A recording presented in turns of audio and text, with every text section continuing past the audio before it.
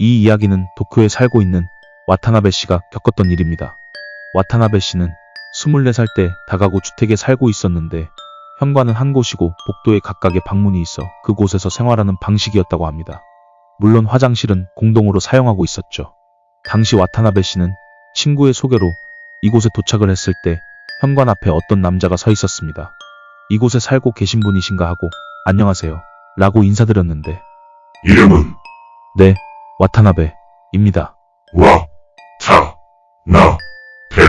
그 순간 그 남자의 전체적인 모습이 들어왔는데 부스스한 긴 머리에 이곳저곳 더럽고 망가진 듯한 얼굴, 또 더러워진 코트를 입고 있었죠. 그리고 그 남자의 오른손에는 날카로운 칼이 들려 있었습니다. 거기까지 본 와타나베 씨는 서둘러 현관 안으로 들어왔고 이 방을 소개해준 친구의 방으로 달려갔죠. 그 이후 그 친구에게 자초지종을 설명하며 같이 밖으로 나왔지만 그 남자는 이미 없었습니다.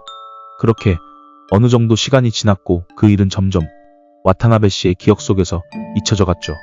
그러던 어느 날 와타나베 씨는 넷카페에서 만화를 보느라 전날 넷카페에서 자고 아침 일찍 자신의 방에 들어가려는데 갑자기 친구가 자신에게 달려와 와타나베, 너 괜찮아? 왜? 아니 그게 친구가 해준 말은 이러했습니다. 친구가 어제 저녁 다가구 주택 현관을 들어가는데 어떠한 남자가 친구에게 와타나베의 방은 어디냐? 예.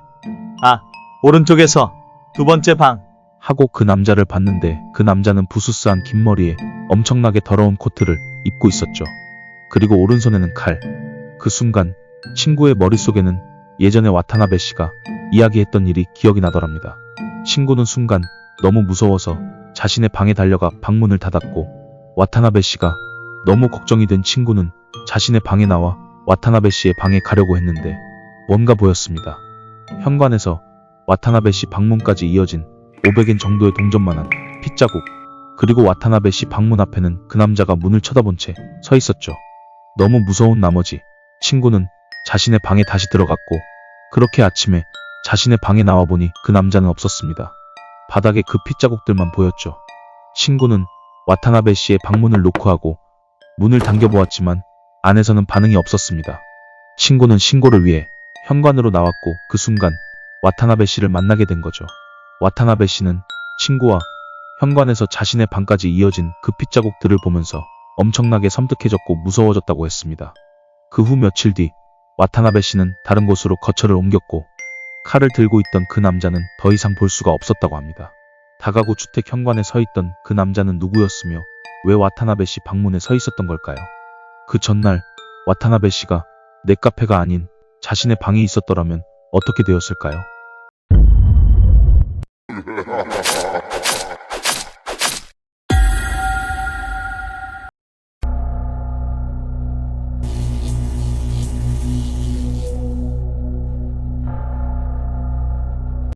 이 일은 카스미 씨가 초등학교 4학년 여름방학 때 겪었던 이야기입니다.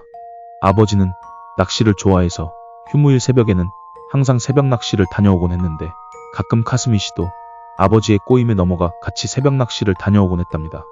보통 새벽 4시에 출발해 차로 40분 정도 거리의 바다에서 낚시를 하며 해를 뜨는 것을 본 후 돌아오곤 했는데 그날도 아버지의 꼬임에 넘어가 새벽 낚시를 위해 집을 나섰다고 합니다. 그렇게 아버지와 낚시를 위해 차를 타고 바다를 향해 가고 있었죠. 어느 정도 차를 타고 가고 있었는데 어떤 한 여자와 어린아이가 도로 옆으로 걸어가고 있는 것이 보였습니다. 엄마와 아이일까? 왜 이런 시간에 걷고 있는 거지? 라고 생각했지만 아버지와 카스미 씨는 뭐 그럴 수도 있지라며 대수롭지 않게 생각하고 넘겼답니다. 그렇게 엄마와 아이로 보이는 두 사람을 지나쳐 갔고 카스미 씨는 너무 졸려 아빠, 도착하면 깨워줘. 라고 말하며 아버지를 쳐다봤는데 아빠? 아버지의 상태가 뭔가 이상했습니다. 엄청나게 흐르는 땀과 함께 운전대를 잡고 있는 손이 떨리고 있었죠. 그 순간 카스미 씨의 시야에 뭔가 들어왔습니다. 아까 그 엄마와 아이. 왜? 보면 안 돼. 아버지가 다급히 외치는 소리에 정신이 들었고 그 소리에 아버지를 봤는데 아버지는 굉장히 부들부들 떠는 모습이었죠. 아버지는 차의 속도를 내며 다시 그 여자와 아이를 지나쳐갔고 바다에 가지 않고 돌고 돌아서 그대로 집으로 다시 돌아왔습니다. 그 후 아버지는 다시는 새벽 낚시를 가지 않았고 그날 이후 아버지와 카스미 씨는 3일 동안 감기 기운에 시달렸다고 했습니다. 그날 아버지와 카스미 씨가 본 그 여자와 아이는 도대체 무엇이었을까요?